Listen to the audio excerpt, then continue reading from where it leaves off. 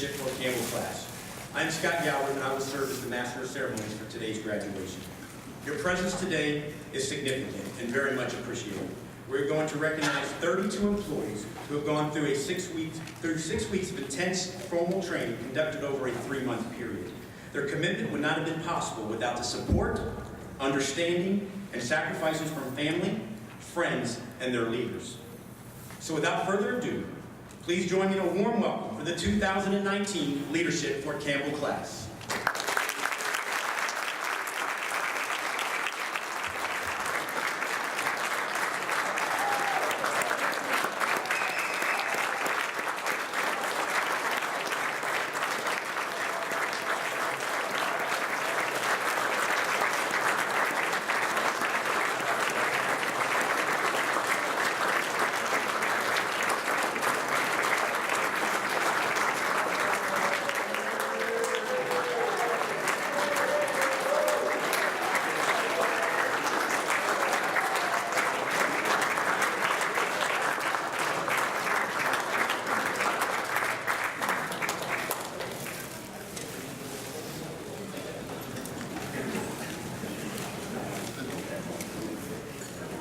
Before we continue, I'd like to introduce the head table.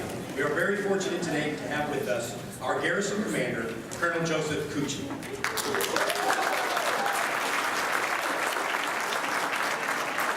Our Deputy to the Garrison Commander, Mr. Jonathan Hunter.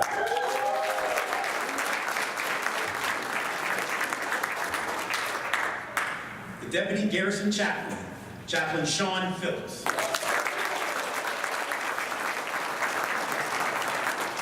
And Mr. Brad Bailey, the emerging leader from the Leadership for Campbell Class of 2018.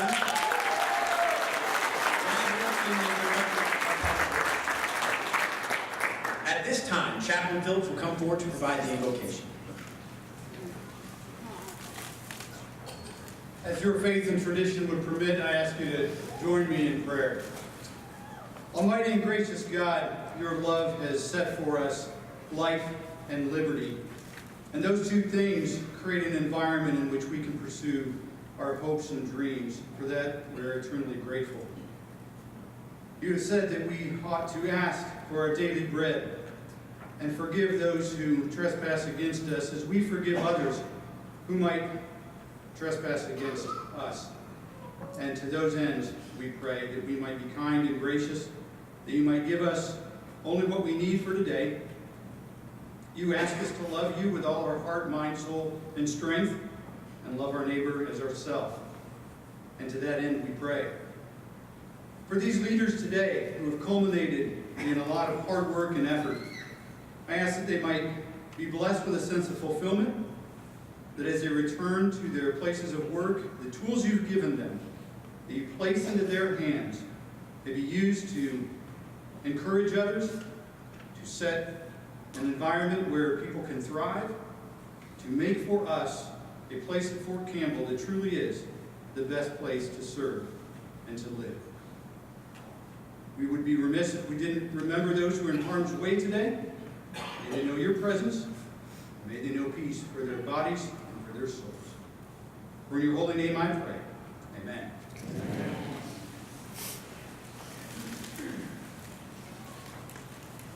Thank you, Chaplain. Each of you should have a graduation program. If you would take a moment and look at the back, you will see a listing of all those who have made this adventure possible.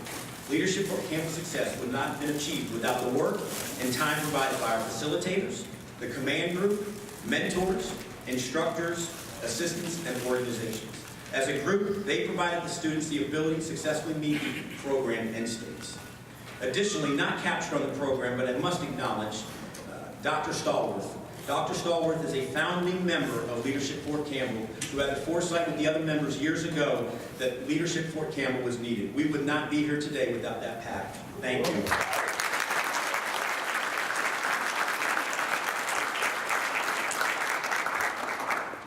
I would ask at this time if the mentors would stand. And if Leslie would stand, please. I've got to recognize them. So Leslie's been my co-facilitator, and I really look at her as the wizard behind the curtain. She's the one that's making all the magic happen. She's keeping us on our timelines, keeping us on track, And quite frankly, I would not be half as efficient or effective without Leslie's support. So thank you.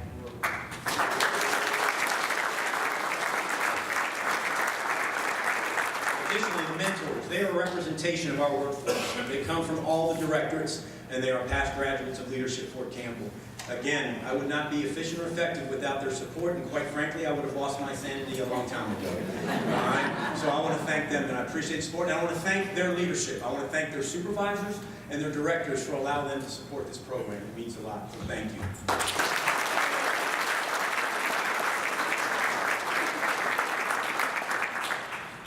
And I'd also like this facility. We do so many things in this facility, and we have to recognize the great staff that works here at Cole Park. Incredible. Every time I come in here, everything is, all demands are met. Demands, that sounds negative, but all our requirements are met, and they do it in such a professional manner. I think we need to give them a round of applause.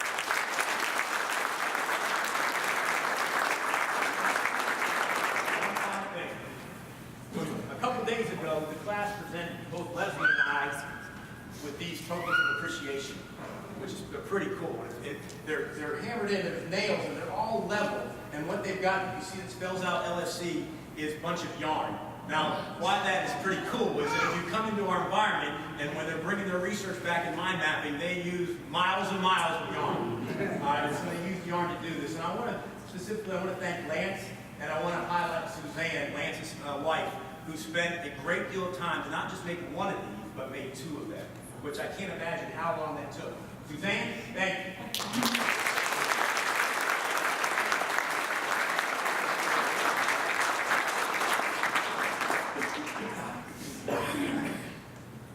So today we come together to celebrate the many accomplishments of the students and this class.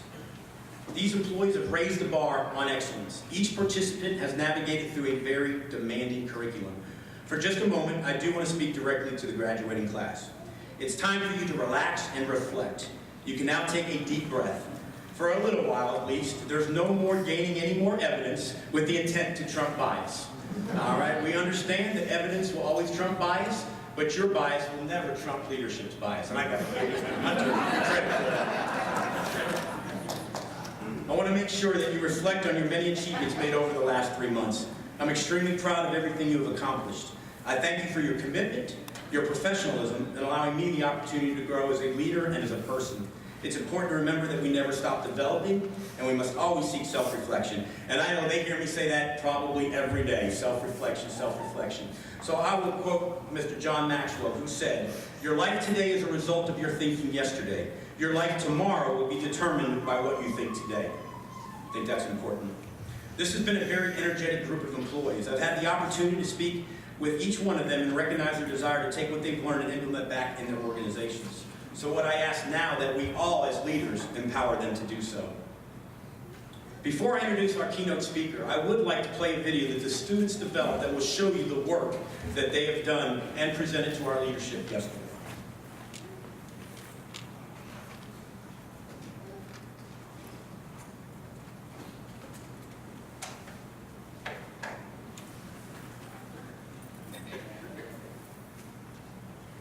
Have you ever traveled with a GPS?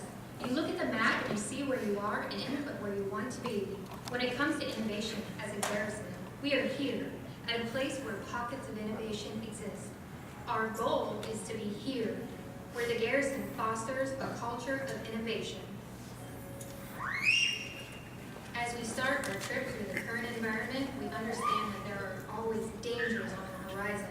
We may not know exactly what the future will bring, but we can look at the current environment to determine traits and problems we face.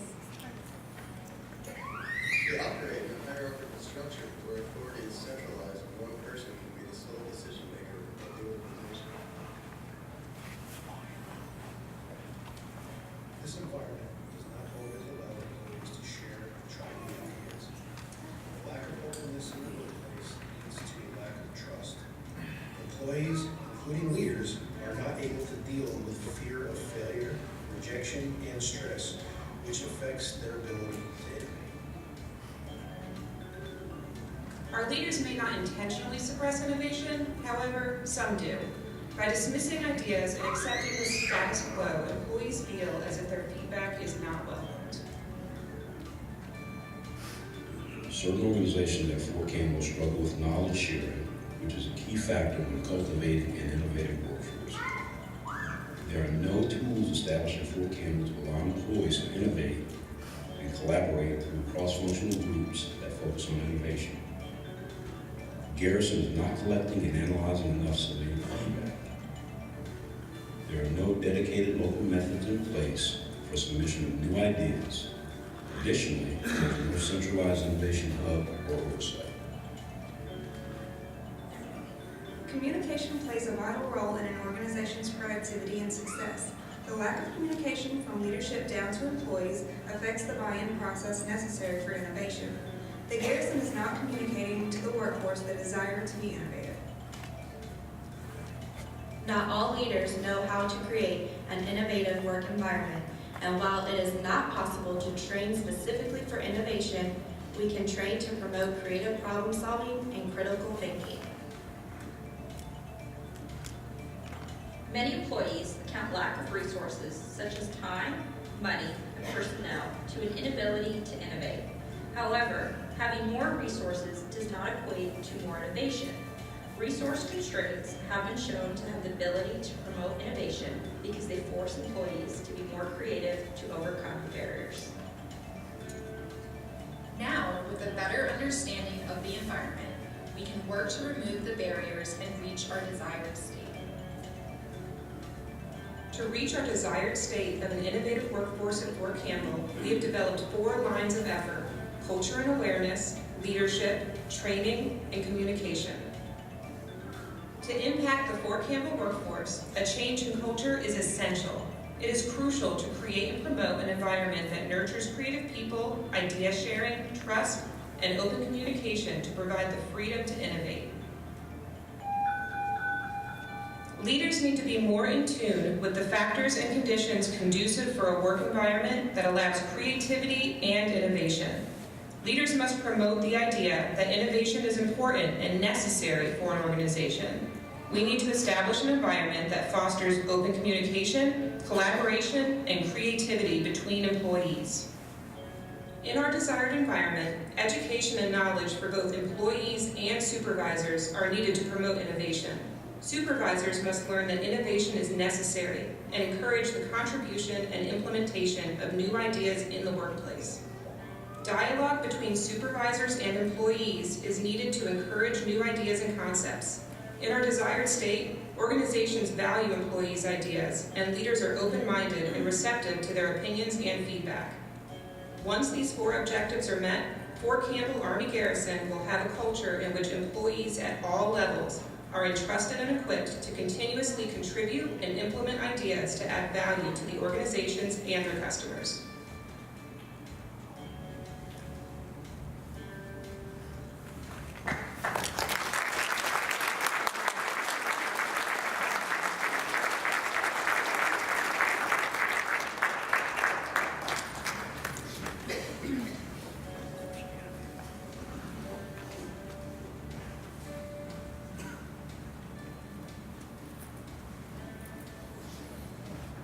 Make sure we show everybody the credits. All right. So at this time, we will present the Emerging Leader Award. This award is designed to recognize and honor a current leadership Fort Campbell student who has personified exceptional leadership with an understanding of complex problem solving. Nominations were submitted by the students using a peer evaluation that focused on multiple categories. Those categories are professionalism, accountability, attitude, teamwork, commitment, honesty, sensitivity, and design. To announce this year's class Emerging Leader, please welcome the Emerging Leader from the 2018 Leadership Fort Campbell class, Mr. Brad Bailey.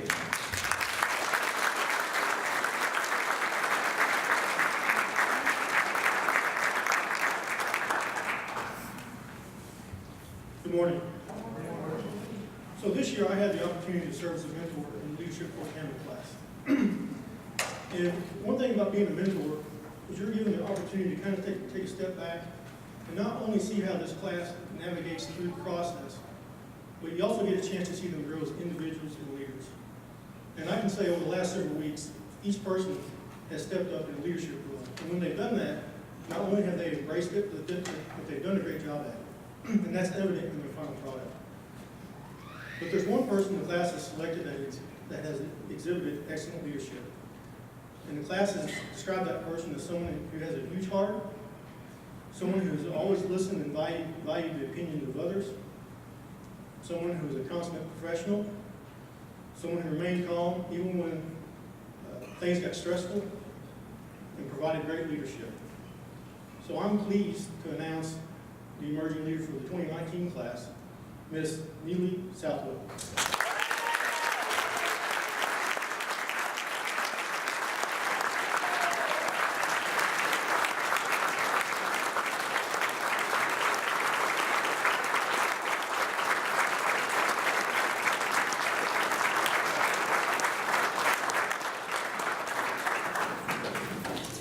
Hello. I just want to say thank you so much to the class for being there to support me, to the facilitators and leadership for supporting us through the process. And like Scott told us earlier, I think it's really true. I've learned so much from every single person that's been in the class, including all of the mentors. And I'm still very early in my federal career, but I think this is something I'm going to remember and take with me moving forward. So thank you all so much.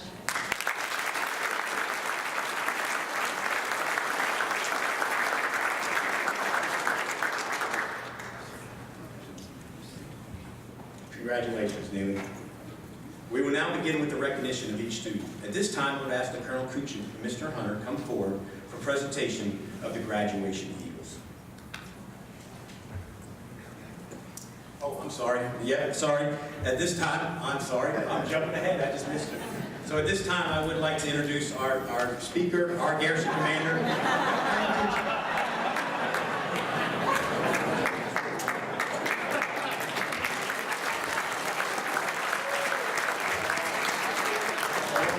Speak, obviously. Go right into it. So, thanks for letting me speak, Scott. It really is great to see everybody here today. The mood in the room here today is much lighter than it was yesterday. So as we walked in before the final presentation, I mean, there's quite a bit of tension in the room.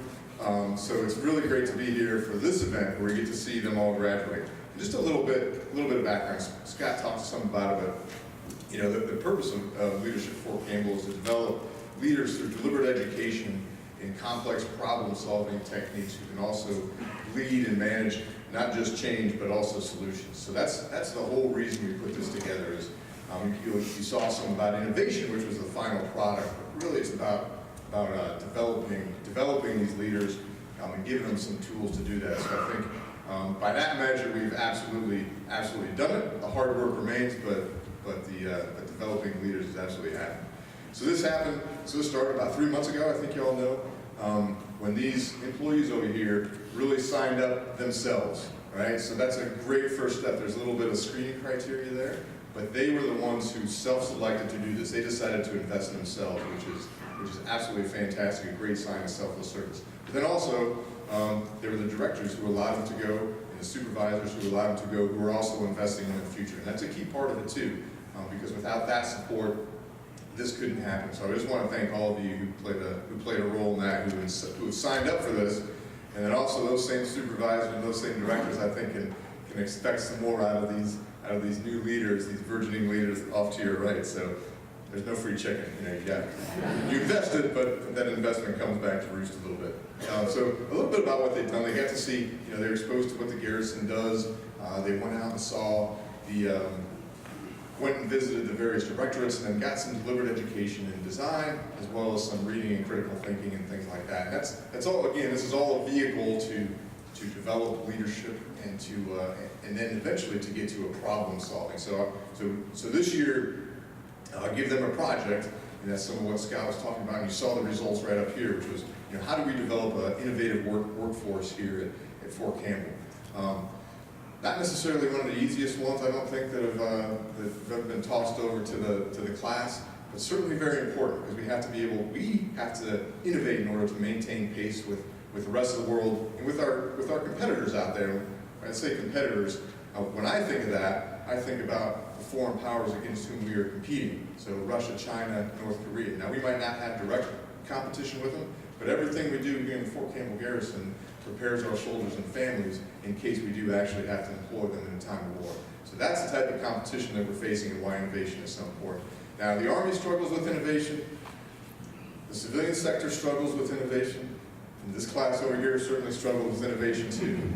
They absolutely did, but that's part of it. That is part of the good, of the learning that happens, because nothing really good happens without that good struggle, and I certainly saw some of that. There were some times, when we talk about deliberate education, and you think about going through the Army design methodology, you think kind of a dry classroom environment with some whiteboards, and as Scott described, some yarn, and folks kind of stroking their chin and thinking big ideas and concepts. When I went in, there was more like a boxing ring a couple times. These folks were passionate about it. They were passionate, there was ownership, there was a desire to really develop something good, and that's absolutely critical and very helpful to the overall product. It was not there was some camaraderie there, but there was also a lot of good conflict, a lot of good discussion, and out of that always develops a better product. Folks were challenging each other, and that's I'll come back to that here at the end. But that was absolutely great. There was a ton of passion there. There was a ton of ownership, and I think that came out in the final product. So over the next year, 6 months or so, we're going to implement some of these, some of the ideas and programs that they came up with, and that I think will make us all a better organization. So I thank you all, class, for doing that, for taking that first intellectual leap. Oftentimes, that's some of the hardest stuff to do, is come up with that intellectual capital there. But again, the greatest transformation I saw was really in them as a whole. That's the first time I think Mr. Hunter and I walked into this class, and it was deathly silent. Nobody wanted to stand up and talk. A hesitancy to kind of engage. And then by yesterday, there wasn't quite a boxing ring in there anymore, but it was great verbal discussion and trying to get to the root of everybody's ideas, trying to understand what they were saying. And I was reminded of this time when I was in Afghanistan. I was actually working for a British division, and we were undergoing some pretty hefty decisions. There was the commanding general at that time actually went on to become essentially the chief of staff of the UK Army, and he was contemplating. We were going to go into some pretty dodgy parts of Afghanistan, into Zari Panjwai, which hadn't seen any coalition forces yet. So the decisions were waiting, and before any of these big operations, they went through a lot of discussion about how we were going to do it, testing out to see, going through a wargaming process and going through the order to see how this was going to work and how we were planning on doing it. And one of the very first people that stood up to talk was this young captain. So you have he was an intel guy, Mr. Hunter. He was an intel guy who as many of you know who've been in the service, are always challenged, and they're always beat down, and the CG and the commander always knows better than the intel guy. But that's just kind of the lot of life of intel personnel. This was a really young captain. He stood up there and he starts talking about what the enemy will do. He said, hey, they're gonna fight us, throughout this entire depth of the operation. It's the terrain looks somewhat like a cross between World War I and Vietnam. Frankly, it was some messy terrain, and hey, they're going to fight us at every inch. They're going to lay up barbed wire. They're going to lay in mines. And the commanding general scoffed at him a little bit and said, no, there's no, he had a British accent, which I'm not going to do just out of interest. Hello,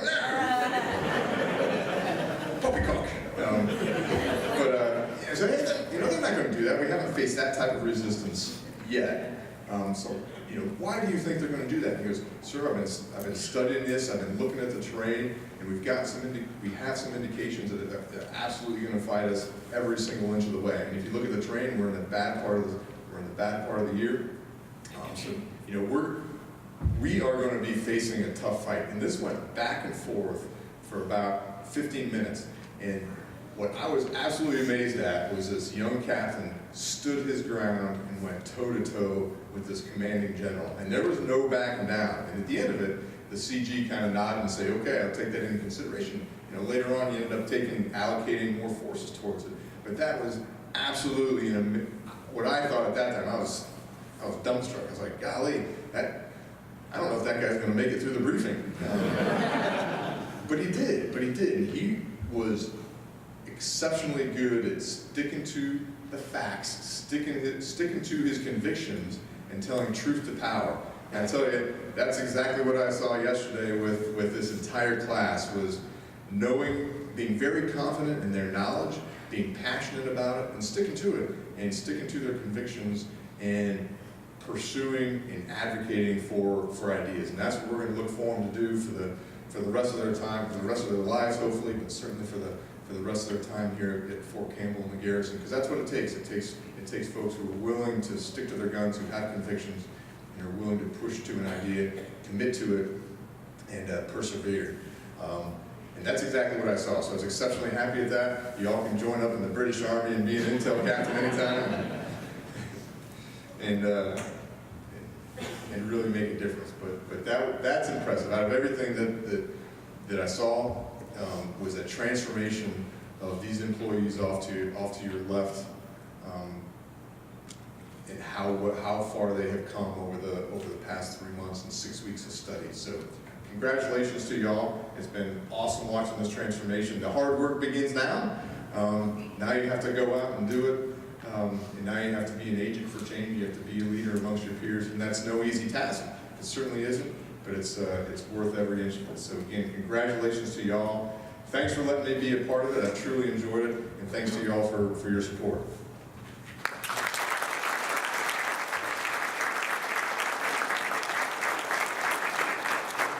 Thank you, sir, for those remarks and reminding me that you were the keynote speaker. I made that up. So now, we begin with the recognition of each student. At this time, I would ask that Colonel Kuchin and Mr. Hunter come forward for the presentation of the graduation list. First graduate, Samuel Anderson, DES.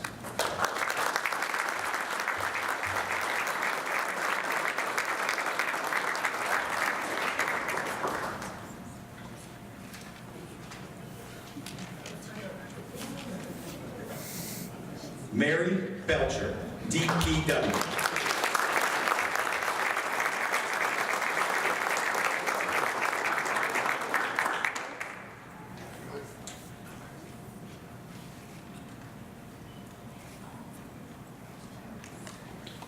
James Bird Sr., DHR.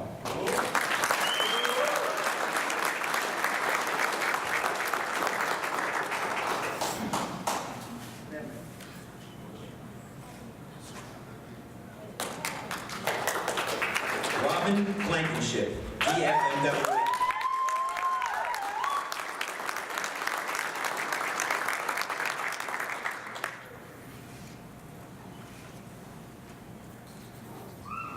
Evan Caldwell, DPTMS.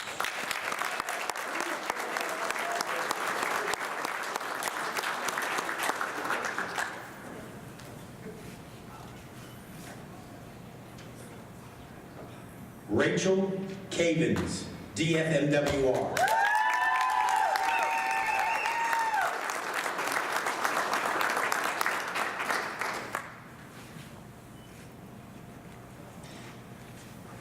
Clara Griff, PAIO.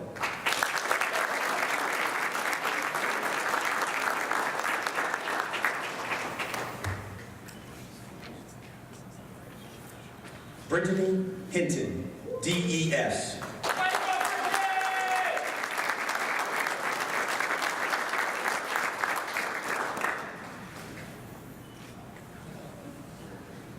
Eric Copsick, DPW.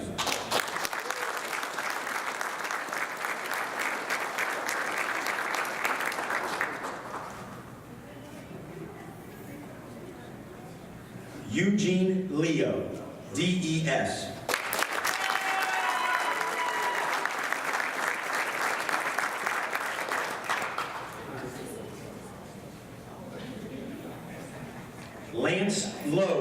DPTMS.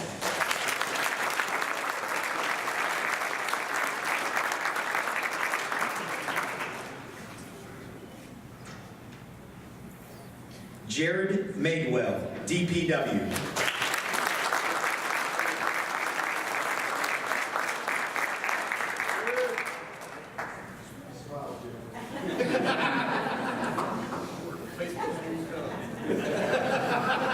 William Martin, DPTMS.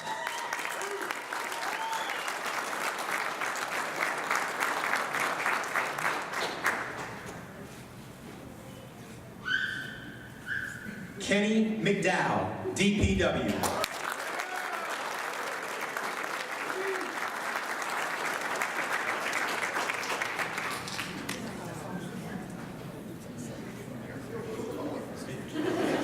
Rashad Muhammad, DPTMS.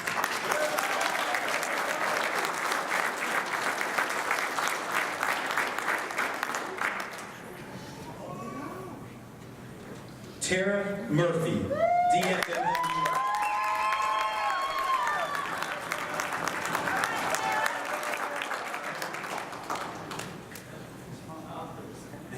Lizada Negron Rivera.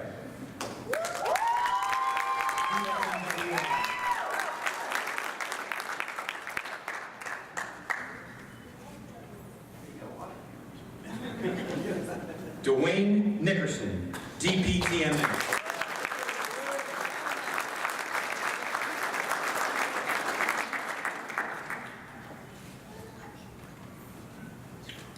William Pendergrass, DPTMS.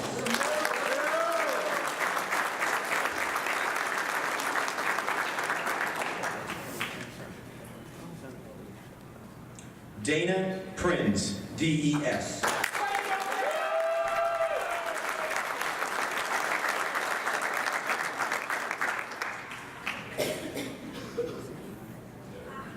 Michael Pugh, DPW.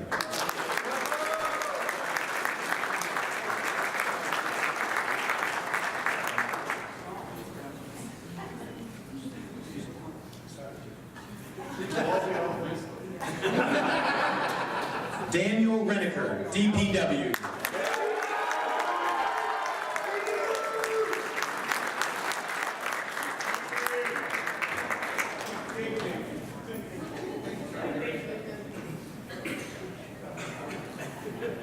Justin Rhodes, DPW.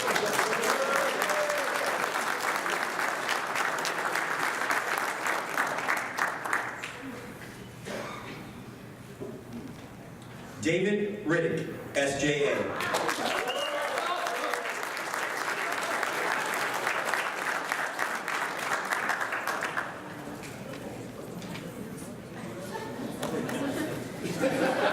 Robert Nick Smith, DHR.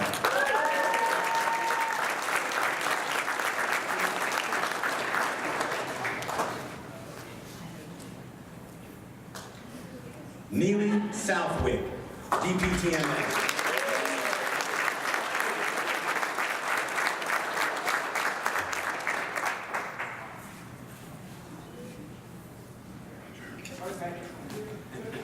Denise Thompson,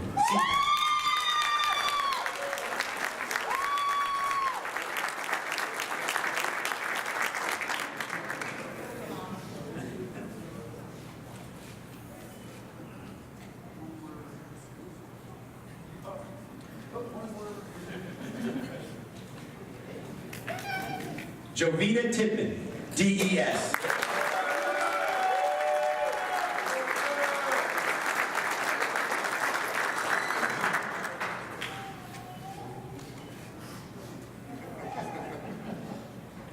William Walker, DPTMS.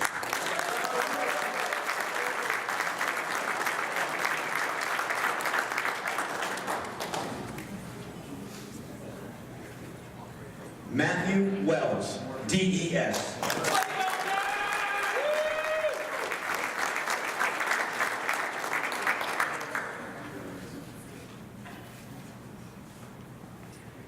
Antonio Wiggins, DHR.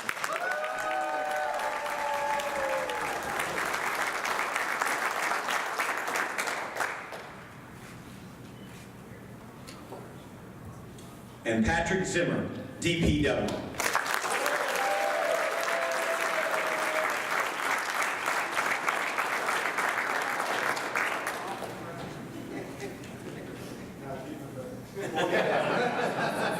Please join me in another round of applause.